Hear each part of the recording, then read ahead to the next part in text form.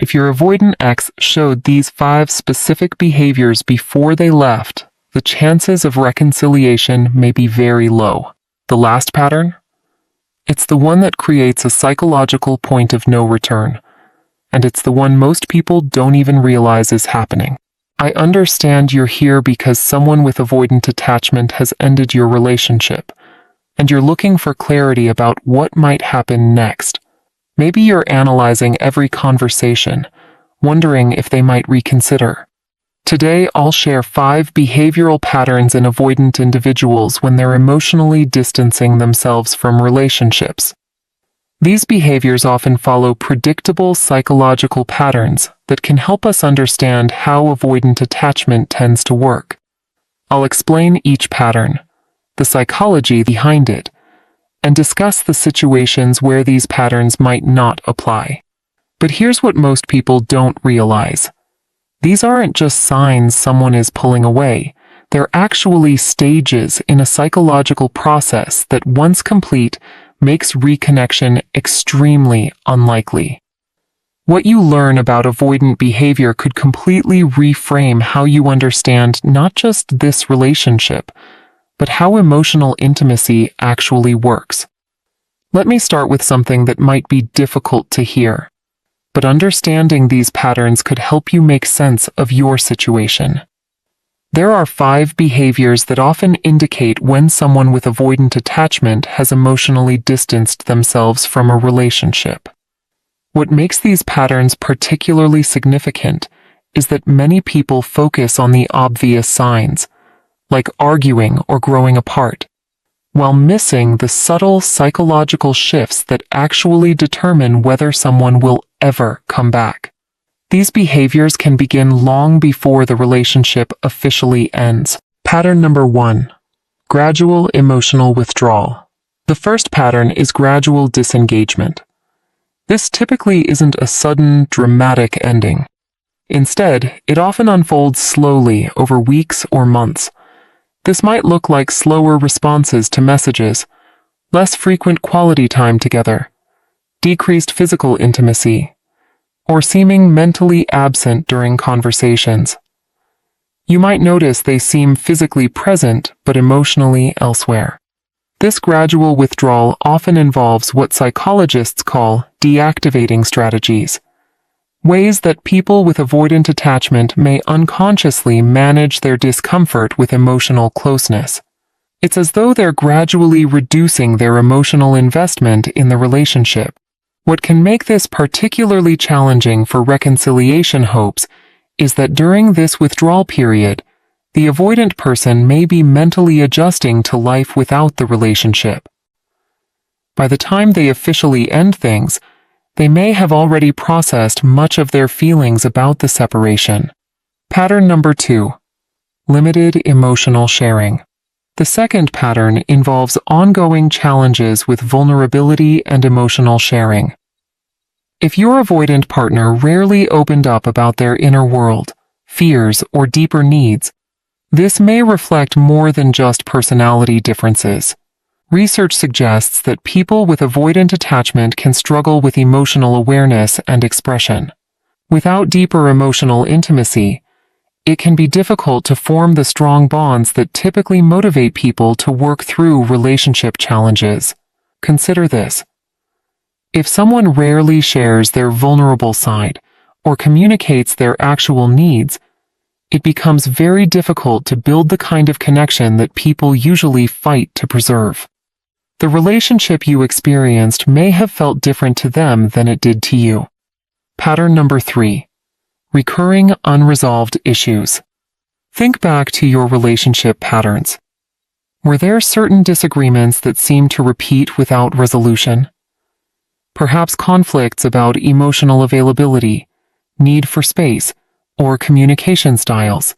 People with avoidant attachment often find conflict particularly uncomfortable because it can require vulnerability and emotional engagement.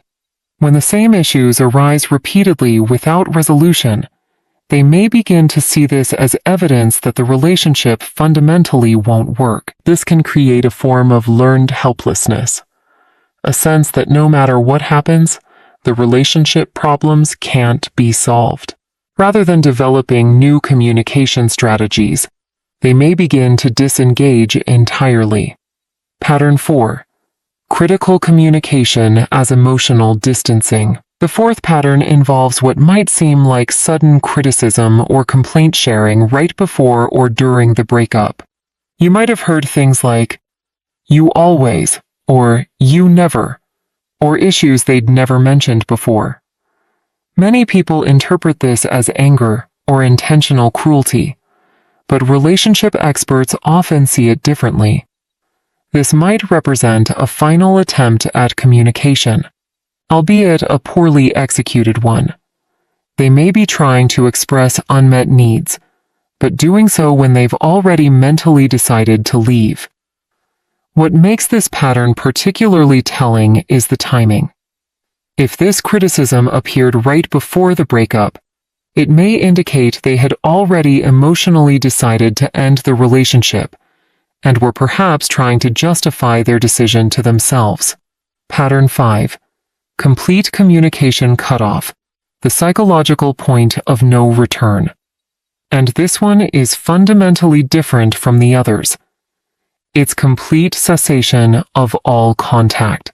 Not just romantic contact, but all communication. No casual check-ins, no social media interaction. Complete silence. Here's why this pattern is uniquely significant. While the first 4 patterns show someone pulling away, this 5th pattern shows someone actively protecting their decision to leave. For people with avoidant attachment, this complete cutoff isn't about punishment or game playing. It's their nervous system creating what psychologists call a psychological firewall. When someone with avoidant attachment cuts all contact, they're not just avoiding you. They're avoiding their own potential feelings about you. Research suggests that maintaining any connection, even friendly contact, keeps neural pathways active that could trigger their attachment system. By going completely silent, they're essentially letting those pathways go dormant. This is why pattern 5 is qualitatively different. The other patterns show someone struggling with intimacy, but this pattern shows someone who has successfully shut down their attachment response to you entirely. Avoidant individuals may process relationship memories differently during this phase, potentially focusing more on conflicts and difficulties rather than positive moments. This isn't necessarily conscious. It might be their mind's way of maintaining the emotional distance they've created.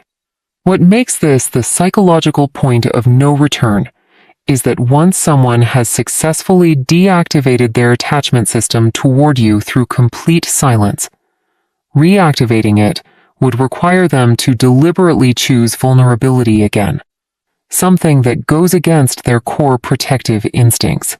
Now, let me discuss the important exceptions to these patterns. Sometimes, though not commonly, someone with avoidant attachment might reconsider if they've done significant personal work. This might involve therapy, major life experiences, or substantial self-reflection that helps them understand their attachment patterns.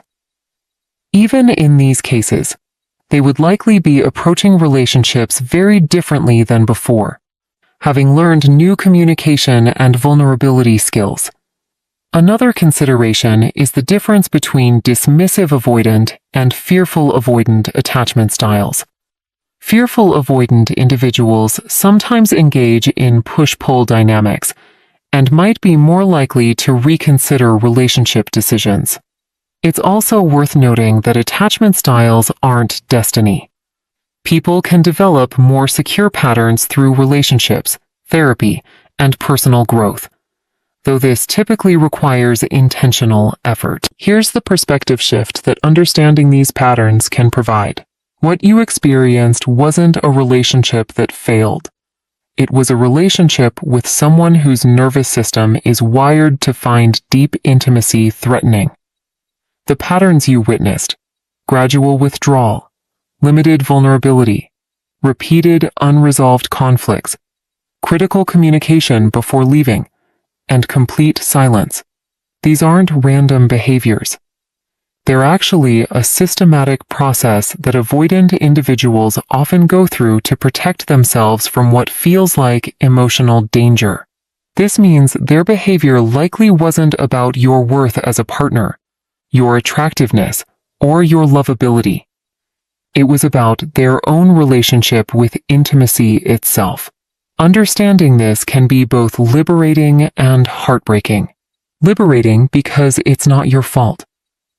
Heartbreaking because you can't fix someone else's attachment system. This is why people miss these signs. We tend to interpret relationship problems through our own attachment lens. If you're more comfortable with intimacy, you might see conflicts as problems to solve together. But to someone with avoidant attachment, those same conflicts might feel like proof that intimacy is dangerous and should be avoided.